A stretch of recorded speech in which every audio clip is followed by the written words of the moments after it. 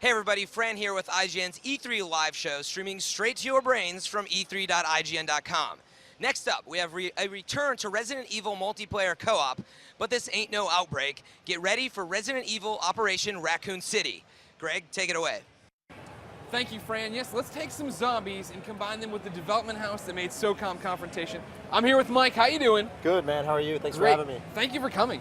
Tell me all about this here Resident Evil Operation Raccoon City. So, Operation Raccoon City is the newest sort of cross-platform major installment in the Resident Evil franchise, but we're putting a little bit of a different spin on it. We're taking it back to the Resident Evil 2 and 3 timeline. But the twist is, this time you play as the bad guys. You play as Umbrella.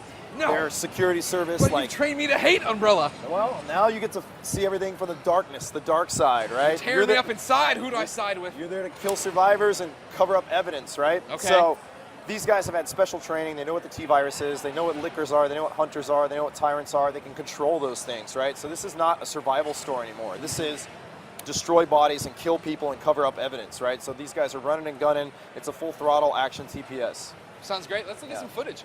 Yeah, well, we can jump right into it. So, I mean, obviously what you're seeing here is some basic TPS action.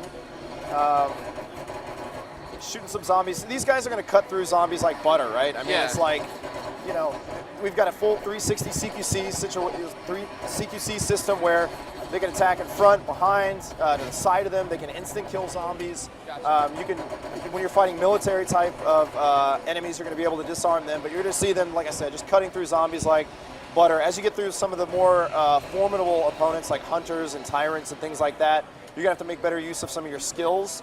We've got 6 classes in our game.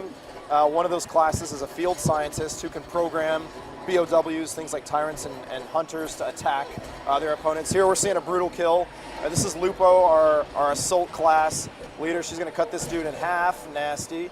So we're trying to put a little bit of the grit, blood, violence, gore back into the Resident Evil franchise. That's kind of, you know, been missing a little bit as of late. So you have 6 classes, but 4 players. 6 classes, but 4-player co-op. So you got to be, there's only going to be 4 of those classes in the game at any given time, right? So if you have a surveillance guy with you, he's going to be able to share mini-map information with everybody, and they're going to be able to see more than they would if he wasn't there. If you get infected and you don't have a medic class with you, you might be in trouble and turn into a zombie and attack your teammates. So you know, I lose all control and just go after my own teammates. Well, actually, so the infection mechanic, which we'll probably see later on in the B-roll here. Oh, teaser! I like what you're doing there. Yeah, it's actually a really cool new mechanic. It's the first time in Resident Evil history you can actually be infected with a T-virus and turn into a zombie. But when you get infected, you don't just turn into a zombie. A few things are going to happen. One is your life gauge turns into turns blue and starts counting down. It turns into a timer. And during that time, a few things happen. One is zombies will ignore you. They think you're a zombie, so they're not going to attack you. Gotcha. The other thing is your damage model changes. You don't take any damage on your body, arms, legs, anything like that, only to the head, because you're a zombie. So you can actually use that to your advantage when you're fighting other, Spec Ops characters or in versus mode or something like that. So, this is one example of what we're calling 3-corner conflict, right? So a typical TPS game is going to have, kind of what you see here, fighting these Spec Ops, Team A with guns versus Team B with guns, shooting at each other from cover. Yeah. In the Resident Evil universe, you've got Team A with guns and Team B with guns. We've got a bunch of zombies, lickers, hunters, tyrants in there, indiscriminately attacking everyone. So things like a zombie comes up, bites me on the neck, I get infected, I run over here, I don't take any damage because I'm infected with the T-virus and kill a bunch of Spec Ops guys. They make me bleed, I'm bleeding, zombies come and swarm me, they don't even have to finish me off. So all of our abilities, classes, weapons, the mechanics like infection and blood frenzy, we're calling it, where the zombies come and swarm you when you're bleeding, are designed around this idea of 3-corner conflict. And we think that kind of sort of reinvents the TPS gameplay a little bit, especially in versus mode. There's going to be a lot more going on than just, me versus you. So right here we're seeing Four Eyes, one of our new characters, get infected, and the screen's kind of freaking out a little bit. You see our blue health gauge timer in the corner there. And she is going to turn all the way into a zombie here. So if one of your teammates doesn't put a bullet in your brain before you turn into a zombie, you turn into a zombie, start attacking your friends. But if they kill you, you get to respawn faster. They can do you a service and put you out of your misery. So now for people who aren't lucky enough to be at E3, talk to me a little bit about how the co-op plays. So is it basically I get turned into a zombie there and I would die and I respawn, and can I change my class then? On co-op, once you sign up for a character, you're a part of that team and the character until you back out of campaign and form a new party or whatever you want to do. In versus mode, you will be able to, change your loadouts, change your stuff on the fly. How's versus mode work? Is it people versus zombies? I'm not sure that my PR team is going to let me talk too Well, much they're about not versus here. mode. What are you But we're going to have a lot of unique modes for Resident Evil that we're going to talk about later on. But it is going to be the USS, the Umbrella Security Service, versus the US Special Operatives, Spec Ops, and there will be zombies, hunters, creatures all over the versus mode maps. You know, we're playing with rules. Like we've got our biohazard mode, which is kind of our version of capture the flag, but instead of a flag, you're picking up the G virus. And when you pick up a G virus, the enemies pay extra attention to you, so you've got to deal with that. Obviously, you can use things like I just mentioned, the infection mechanic to run in the other team's base while you're infected and not taking any damage, kind of invincible for a limited amount of time. You come out, you get healed by a medic class, run back to your base, deliver the G virus. So here's actually Four Eyes controlling Hunter. She has a skill to control the BOW. Gotcha. She just made one of the hunters attack one of the other hunters. And then you see all these red laser dots. These are the Spec Ops shooting at you while you're dealing with zombies and hunters. And again, It's never easy. You're constantly, you've got threats on the side of you, behind you, in front of you. You got to take cover, which is why we're giving you all these tools like our CQC system. We have a sidearm that you're able to fire 360 on a whim. You don't have to turn. If something comes up to the side of you, behind you, you're able to pull your sidearm and shoot behind you, to the right of you, to the left of you, whenever you want. We got a cover system. Like I said, all the different classes have their own sort of passive perks. Some reload faster, some have a tighter bullet spread.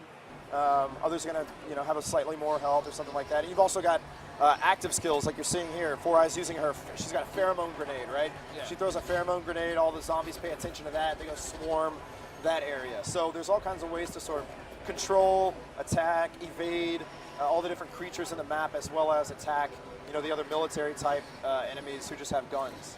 Why did you guys want to go this way? I mean, Resident Evil 5 Rise, where we left him in this very action, next gen. We're moving on with the series. Now you want to double back to this 2-3 area. Well, so obviously there's not a number on the end of this game, right? Yeah. This is its own sort of thing, and taking Resident Evil in kind of a different direction. And there's a lot of fans who've always wanted kind of like a run and gun. One of the things that we always take a lot of flack from is like, why can't I move and shoot at the same time? I got to stop and aim and shoot in the Resident Evil franchise. And so you're able to do that for the first time here in Operation Raccoon City. But what's really cool is going back to the original history of Raccoon City and Resident Evil. And here we go, disarming a Spec Ops, shooting him in the face. But these guys, these USS guys, Umbrella Security Service, have had all this special training. They know what the T-virus is. They know what everything is. They've seen this stuff before, which kind of that fiction lends itself to, why can these guys run and gun? Why can these guys cut through zombies like butter? And we think it just worked in terms of the Resident Evil universe, as well as the gameplay. So that's kind of why we went back and did that. And everybody kind of likes that old school, Resident Evil history. Of course, seeing it from a we different love Raccoon perspective. City, right? And you got away from it, so now you got to get back somehow. So. And here's my final question for you. Any hint you can give me would be great. Since we're going back to Raccoon City, we're going back in the Resident Evil timeline, is there any chance for a nod to some characters maybe passing through? You're going to see, like I said, it goes back to Resident Evil 2 or 3 timeline, and we're not finished announcing everything we have to announce, but, you're going to cross paths with a lot of different Resident Evil characters, story moments, seeing things from different perspectives, and you can either choose to walk the line and leave Resident Evil history the way it was, or do things like kill Leon Kennedy and change the Resident Evil universe forever. That sounds so good.